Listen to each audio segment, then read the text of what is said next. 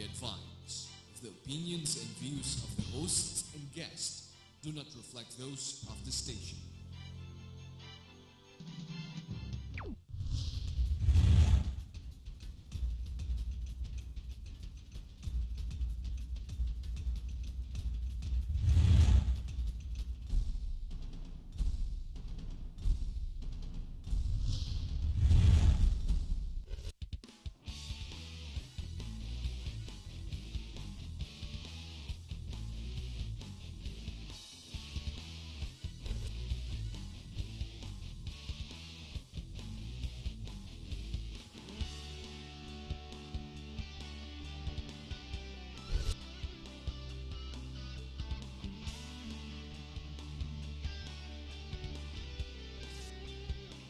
You are what you watch.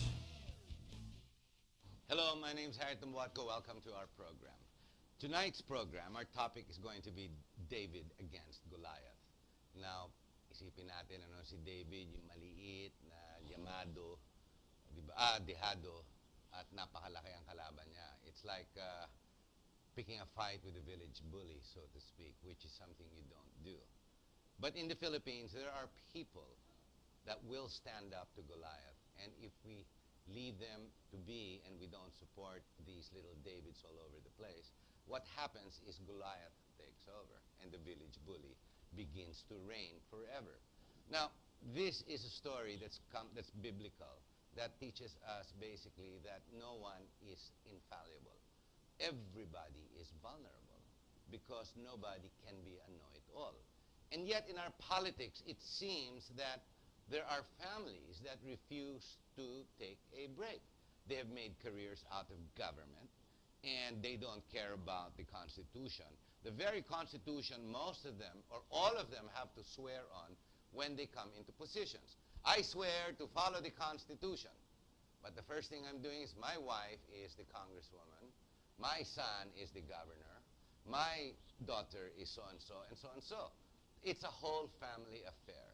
Now, in the Constitution, in Article 2, Section 26, it's very clear.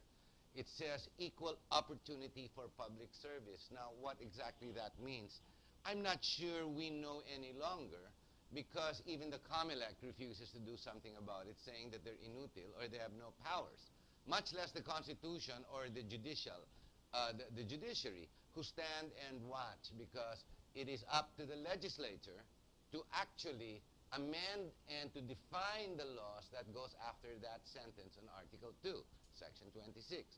And that statement follows, political dynasties are prohibited by law. Difficult to understand, ano? Prohibited by law ang dinastiya. Kailangan i-define ba by law? I think the definition of the law is supposed to identify what stage of consanguinity, hanggang saan dapat. The hardliners will say up to the 4th degree. Many know-it-alls in the Senate say, let's just bring it out too. Of course, many will say, bahala naman ang taong bayan. Kawawa naman ang taong bayan, ang pagpipiliin nila, puro dinastiya at oligarkiya. Did you realize we're now hitting close to 80% in this election when it comes to dynasties? These dynasties, because of what is called, they're given a characteristic, it's called insatiable appetite. Because they want to stay in power, they now replace themselves when the term limits come on with their wives, their children. And what happens is they replace each other and they play musical chairs. When a dynasty is born and a dynasty is sustaining and it's established, they have to begin to protect what they call their wealth. In protecting their wealth, they become oligarchs. The insatiable appetite just keeps going because more power, more greed, absolute power, absolute greed. So ano po nangyayari? One day, they will fight against each other because history has taught us that, be it in Asian history or even Western history. Dynasties, oligarchies will clash against each other, and who will suffer collateral damage? The people. Tayo po yun, the people. Ganun ang mangyayari. Just look at the senatorial lineups in this coming election. My gosh, this is called the family affair. Other than the family affair, what's interesting is, sining opposition? In a democracy, you need an opposition. You need those that will promote the administration. However popular the president is, in a thriving democracy, people need to stand up because there's no such thing as a know-it-all. Huwag po kayo makikinig sa mga bankero, mga insurance head, at kung sino-sino, at alam lahat. Hindi nyo nahalata ang politika, sabagay. Ganon din ako, no? Kung nagsasalita ako sa television, parang know-it-all na rin ako. Eh. Pero nagkakamali rin po ako. Tsaka hindi rin po ako know-it-all. I sit here in front of you week after week, not to try and tell you what I want you to think or what you should think, which is what most channels do. No, what we do here in GNN is to generate what we call critical thought. We leave the thinking and the analysis to you and the action for you to be the body politic, to be the responsible citizen. That is all left to you. But what we do is we try and ignite, to create some fire in you, to make you start thinking that what you read is not everything and what you hear and what you see. Alam niyo po, you can't listen to everything, nor can you read everything or watch all the channels. Alam niyo po, that's what TV is telling you and print and media basically. You have to be open-minded and listen to a lot. Nowadays, even the news is not enough. Listen to opinions. Sometimes that's where the news really is. In this program, in David and Goliath, we will feature what I call, or what we call, the Davids, because we like to think of ourselves as Davids. As you well know, I too am gunning for this election. I've thrown my hat in the ring, and I've decided to be a responsible citizen. So I will run. That's what I'm doing. I'm running for Muntinlupa as congressman. With us, we have Glenn Angeles, who's gunning for the mayorship in San Juan. Kaya ba? Isn't that Estrada country? Yes.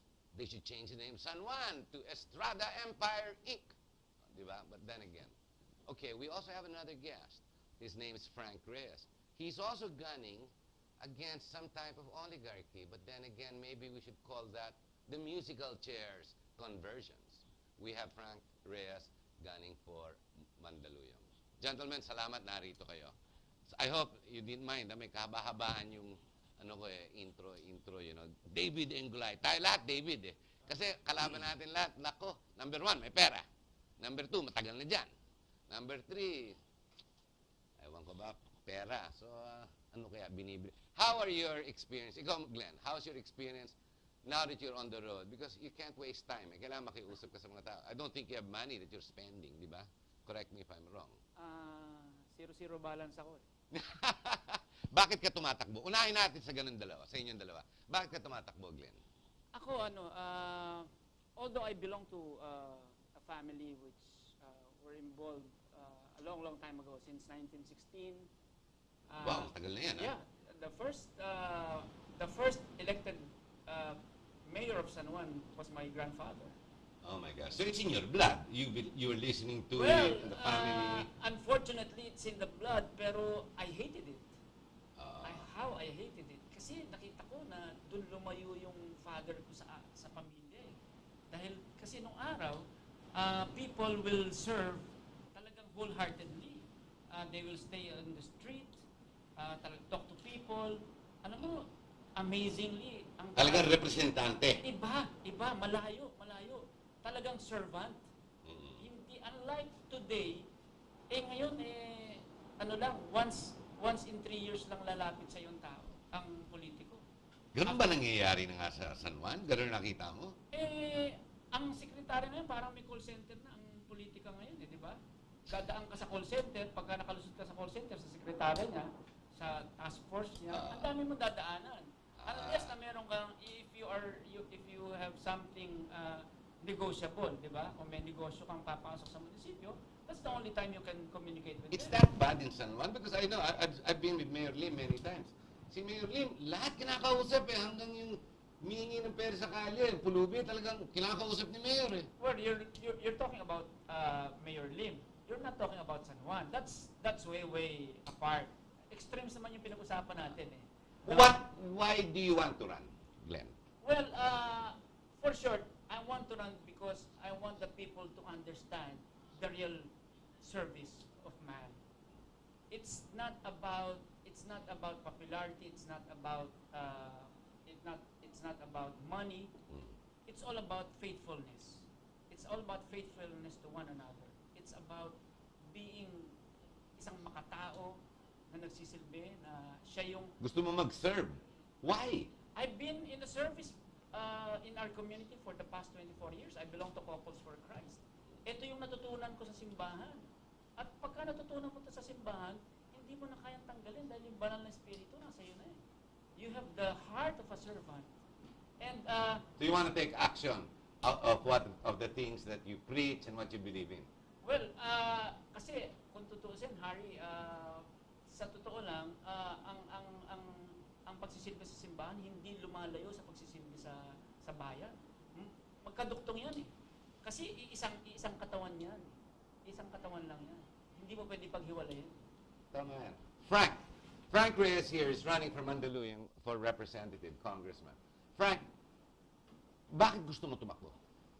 Actually, itong pagtakbo, sakripisyo. Hindi ko gusto tumakbo, no? Ngunit ako yung pinili ng grupo ng oposisyon na pangunguna ni Vice Mayor ngayon, na tumatakbong mayor na Danny de Guzman. At si Vice Mayor, para sa Vice Mayor, si Dr. Jerry Pe. Okay. Okay, at sa po kompleto po ang ticket namin. Kompleto. Oh. Wala silang congressman. Okay? Tapos tinignan ko, ito namang si Danny de Guzman ay parang very charismatic. Nagtanong-tanong ako sa paligid-ligid, sa Mandaluyong. At Pinag-aralan mo? Oh. May nagsasabi nga, 70% pa nga yung kanyang ang Following. following. Kaya saan ako nagpunta? Merong kahero ng hypermart. Danny de Guzman, okay yun. Pagpunta ko doon sa may Star Mall, okay yun. Pagpunta ko doon sa manager ng bangko sa RCBC, kilala rin ba? Kilala rin. Ako hindi ako nag-aano sa politiko sa Mandaluyong. So ba't ka pumasok? Ba't ka sumusubok ngayon sa politika? Negosyante ka naman. Okay, Hindi mo naman kailangan. Oo. Tinignan ko yung nakaraang 2010, wala palang kalaban yung aming congressman. Walang nangahas lumaban. Okay? Sino ba yung congressman yung ngayon dyan? Si Boyet Plaza. Tama. Tama ba yun? Tama ba yun? Baka pag binanggit ko, baka maboto pa kasi marami ng mga retrato sa, may power of suggestion. Nag-e-epalo na ba? Nag-e-epalo na ba? Lahat po ng mga bahay ng mga informal settlers, doon, may mga, may isang barangay doon. Inisip ko, baka talo na ako, nandun yung mga mukha niya eh. Oo, nako. Nag-epalo na. No? Ako nag-aral ako, major in marketing ako, nag-MBA ako. Opo. Yan ang may tinatawag na subliminal message eh. Kaya minsan, pag nakikita ko, nasisiraan ako ng loob eh. Ang tawag dyan, recall. Recall. Pero anyway, ang sinasabi ko na lang, sa mga tuwing magsasalita ako, tuwing makakakita kayo, yung siguro hindi mo na mapipigilan sa Comelec yan. Hindi mo na mapipigilan sa batas yung mga retratong yan, ano? Siguro kayo mga, marketing, ano? Pag nakakakita kayo, magdesisyon na kayo. O yung nasa retratong yan, ngayon pa lang, i-desisyon nyo na, wag ako ma-hypnotize, ha? Kasi ako mismo, nag-aral na ako kung ano-ano, nag-negosyante na ako, yung mga nakaupo ngayon, sila binoto ko. At binoto For mo the yan. past 27 years. What makes you want to change the status quo? If you're happy with them in the last 3 years. Nakikita ko kasi yung dadalawang, ano ba tawag dyan, oligarchical settlement ba tawag dyan? Yung dalawang nagkakakunsya ba? Ano ba? Wala pa yatang ganyan musical chairs ang tawag ko dyan. Sige. Kasi oligarchy, konti na namumuno, di ba? Sila lang. Monarchy, isa namumuno. Kung dalawa, siguro oligarchical arrangement. Tama yan, okay. Parang, teka muna, ha? Hindi sana ako lalaban, pero yung nangyari nung umalis si Gloria Macapagal Arroyo, no? Para bang eto na, ha? Pumasok si Pinoy, medyo idolo ko rin si Pinoy kasi tanda ko yun eh. Ha? Nagka-dimandahan na, ha? Nademanda na yung mga, ayoko na magbanggit, baka sabihin, makasira ka. Banggitin mo! Sino ba yun? Sino ba yung nademanda ng yung mga deal yun sa wakwak? No? Okay. Okay, ako, kaibigan ko lahat eh, no? May nademanda ng, ano ba yun, sabotage? Ano ba yun? Parang, mas alam niyo siguro yun. Si Abulasyon, yun yung nagano sa whistleblower. Whistleblower, sa wakwak yun. Yung Sa Medin. wakwak, oo. Yun po. So, magaling na yung aking kasama, yung Pero Danny alam De mo, Guzman. kung ganun dyan, hindi na naging popular yun. Si Abalos ngayon, ang ratings niya bagsak na kasi in and out of incarceration Kaya nga siya. 70% yung aking kasama, 70%. Ayun. Ang sabi, gusto mo, subukan natin kung ipa-survey, no? Ang sabi ng kasama ko, which is, kung titingnan ko, ako, marketing ka, nag-aaral din ako ng mga, yung asawa ko, presidente ng marketing opinion research dati. So medyo okay. may alam din ako dyan. In my vague going around, no? Yes. Parang 100% yata eh. But gentlemen, ito you well know your opponents, the contestants that are in this coming election, have money, influence, power. And they're already not just dynasties, as Frank puts it, oligarchs, with insatiable appetites of not letting go. We already know the Estradas will not let go of their price catch, which is called San Juan. As you well know, the oligarchs that have been playing musical chairs in the area that you are going against. Why are you doing it in spite of the odds? Glenn? Ako, simple lang, Hari. I've had good life. Magandang naging buhay ko sapagkat I've been to a very, very fantastic marriage.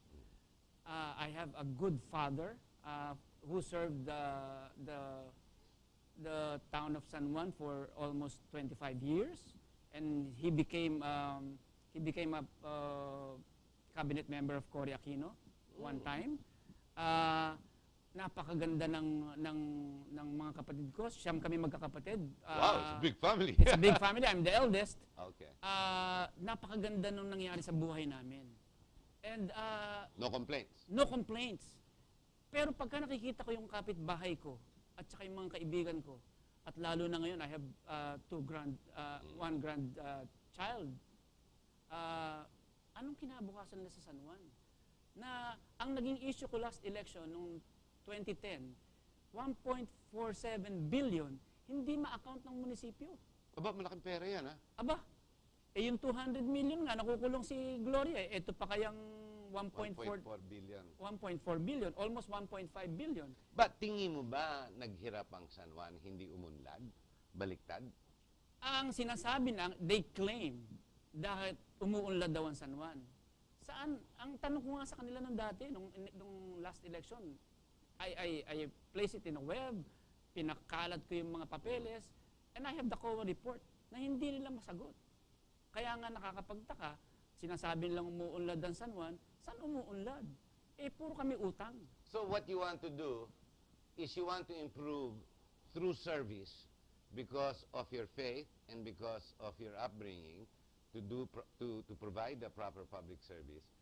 You want to question the misdeeds and improve your community. Of course, Harry. Harry, it's simple. We have 21 barangays in San Juan. Mas piliin mo na yung poorest barangay sa San Juan. Kunin mo yung chairman, kayang patakbuhin ng San Juan sa sobrang liit. Ang pinaka-ordinaryong tao sa San Juan, kayang tatakbo nga ang San Juan without the mayor. Ganun kababait ang mga mamamayan sa San Juan. Kaya, for so many years, hindi kami nare-reklamo. Walang nadidinig na reklamo sa San Juan. We were mum about the issues. Ang problema, siyempre, ang creation nga naman. Yeah, kasi I agree with you. The problem with Filipinos sometimes is the word tolerance. Intolerance. Masyado mataas ang tolerance. What do you want to do in Mandaluyong? Are you not happy with Mandaluyong? Sawang-sawa na. Actually, sawang-sawa na ako, no? Mula doon sa panahon pa ni Marcos, no? Ang sino mang tumagal sa kapangyarihan, sa una mahusay. Habang tumatagal yan eh. Tama yan. Habang tumatagal, So tama na, palitan na. Parang yun lang eh. Sawang-sawa na ako eh. Ngayon, ako naman ay malaki naman ang aking nakikita kong tsansa ng aking mga kasama. Dahil yung aking kasama, si Mayor Danny De Guzman, very, exceptional ang kanyang public speaking. Pero is he a good administrator? Ang mayor kasi kailangan administrator. Siya po ay naging administrator ng ospital at accounting graduate. Okay. Sama. At saka nandun naman ako eh. Ako naman ay nag-aral naman ako industrial management engineer. Una nga, konsyal lang sana ako eh. Dahil nakita niya, naka-self-made ako, may negosyo ako, Oo. no? Nakapag-franchising. Pinakamahirap na negosyo, franchising. Mahirap. Mag-ano ka pa ng marketing, Oo, may lahat mga yan. kontrata pa yan. Pamilya Lahat na. Ribit, May pabrika ka pa. Oo. Sabay-sabay yan, no? So, babantayan ko yan. Ang aking kurso ko, yung pareho ni Robredo eh. Okay. Mechanical engineer sa Lasal. So, babantayan ko. Babantayan mo. Magtutulungan kami. But you oo. can replace it.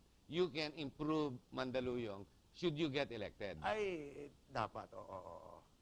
Talagang, Without question. meron kami, pinagmamalaki ko, yung aming ticket po, may 4 na engineer. Meron kaming sanitary engineer na board, top 10 sa board exam. May mechanical engineer, may civil engineer. Yung sa kalaban namin, wala. May iba nga, hanap buhay na lang pag... Kayong dalawa po, pag- umiikot na kayo, no? Kinakausap niyo na yung mga mamamayan, taong bayan, kinakausap niyo, nagpapakilala kayo. Last week, lumabas 7.2 GDP ang performance ng bayan natin. We are number 1 performing in Asia. When you go to the streets, you're talking already, ito na grassroots, you can't get lower than this. Ito na pinaka-grassroots. Kayo ba na-feel nyo na is there an improvement in life for these people? You were complaining a while ago, Glenn, you were saying, you look to your neighbor, naaawa ka. I mean, is there an improvement? Hadi, 7.1 or 7.2 growth ng Yes. net natin, hardly felt yan. Alam mo kung bakit? Kasi, kung let's say, merong growth, pinag-aaral ko yung anak ko ngayon, kailan ko pa mararamdaman yung kailan pa siya gagraduate? After so many years. Kung napag-aaral ko. Pero yung growth, hindi nga bumababa sa tao eh. Dahil doon pa lang sa namumuno, nasusutil na. Nakukuha na ng namumuno. So, ang sinasabi niyang 7.1 growth, yung nasa kanila pa lang, wala pa sa tao yun. Sila nag-grow. Sila nag-grow. So the rich became richer, Yes. and the poor remained the same. As if you have not mentioned, poorer. as you have mentioned from the very beginning, yung oligarko nga eh. Sino ba itong mga ito? Di ba sila? Ang masakit ngayon sa San Juan, hindi naman oligarko to eh. Ngayon lang naging oligarko to. But this is a carryover of the same family. Yeah. In Pero- fact, isn't that the city where you have a problem wherein he changed his name to Estrada? Si alam mo kung bakit siya nagpalit ng Estrada? Bakit? Siguro, hindi nakikita niya na hindi talaga effective yung pangalan niya. And somewhere along the way, you can change sources along in the middle of the street, di ba? Para magpalit ka, ibig sabihin, something's wrong. Para magpalit ka ng apelyido. So you're taking it the other way around. Kasi Diba? alam niya, matatalo. Oo, alam niya Hindi maganda yung brand. Hindi kasi anywhere he goes, nagkakaproblema siya sa mahihirap eh. Kasi ang battle cry nila para sa mahirap siya eh. Glenn, paano nakapasok si Miss Gomez dyan, Gia Gomez?